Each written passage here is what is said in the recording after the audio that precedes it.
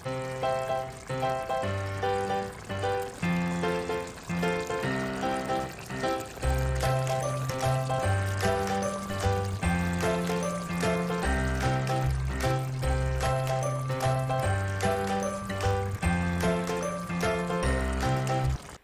guys! Welcome back sa page Kapampangan Cooking.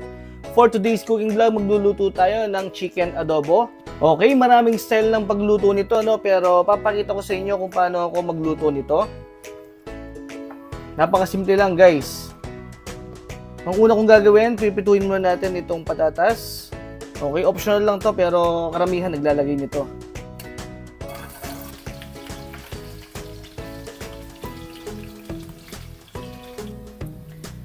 After 5 minutes, pwede nang hawungin yan.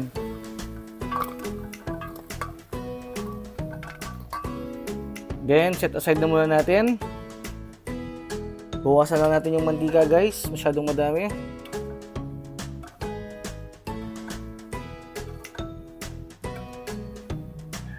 Ayan. Then, lagyan na natin itong 8 cloves na garlic. Minced garlic.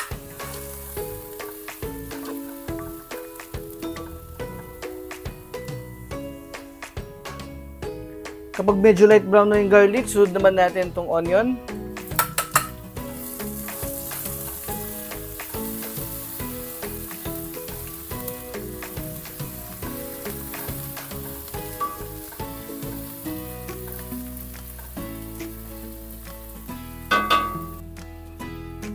After 1 minute, lagyan na natin itong ating chicken.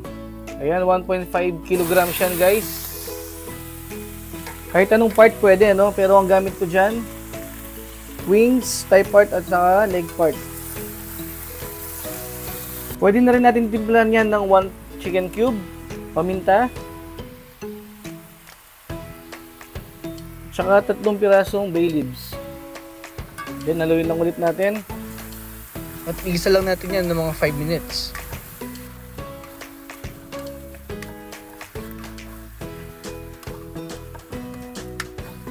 Yan.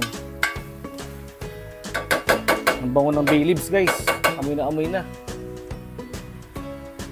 Okay, after 5 minutes, maglalagay na tayo ng 3/4 cup soy sauce. At saka 3/4 cup din na red vinegar. Pwede ring white, no?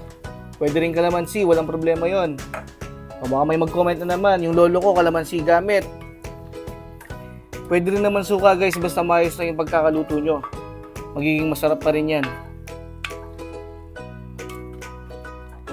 Ayan, haluin lang natin ng bahagya. Kunin natin yung mga nanikit. Pampalasa din yan.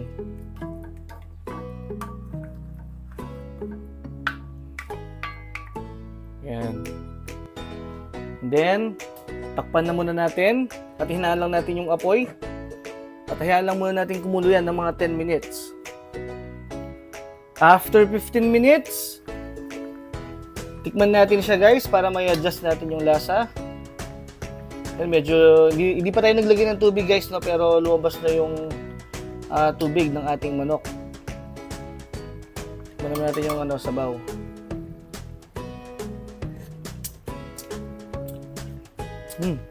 Halos perfect na yung lasa guys. Pero maglalagay pa tayo ng isang sachet ng seasoning para mas maging malinamnam siya. Pero pwede ring asin kung ayaw nyo ng seasoning. Ito guys, optional. 2 ulo ng bawang. Masarap kasi yan guys pag lumambot tapos ilalagay mo siya sa kanin.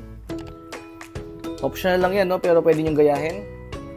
At ilalagay na rin natin yung finry nating patatas kanina. Yan. Then, lubog lang natin para mas maluto pa yung loob niyan. Tsaka yung mga bawang natin para mas lumambot. Yan, maglalagay tayo ng tubig, no, kung kinakailangan. Then, takpan lang ulit natin. At ituloy pa natin yung pagluto ng mga 8 to 10 minutes sa mahinang apoy lang. After 10 minutes, luto na ang ating chicken adobo. Pero guys, may nakalimutan pala akong ilagay, no? Maglalagay pa tayo ng 1.5 sugar. Yan, okay lang naman yan kahit na nahuli.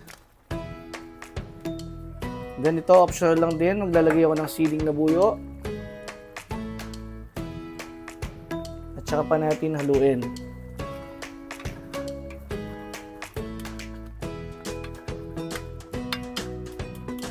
Kung mapapansin nyo, no, medyo natuyo na yung ating chicken adobo. Kung ayaw nyo ng ganyan, pwede kayong mag-add ng tubig. And then, i-adjust nyo lang sa... i-adjust nyo lang yung lasa. Pero para sa akin guys, okay yung ganyan. Kasi malasa yan. Kahit konting sabaw lang sa kanin, good yan guys. Yan, pakuluin pa natin ng mga 2 minutes. And then, okay na yan. Kung umabot kayo no, sa part na to, maraming salamat sa inyong panonood. At kung hindi pa kayo nakasubscribe, mag-subscribe na rin kayo. Pakiclick nyo na rin yung notification bell para ma-update kayo sa mga susunod pa nating video gaya nito. Okay guys, hanggang sa muli. Bye!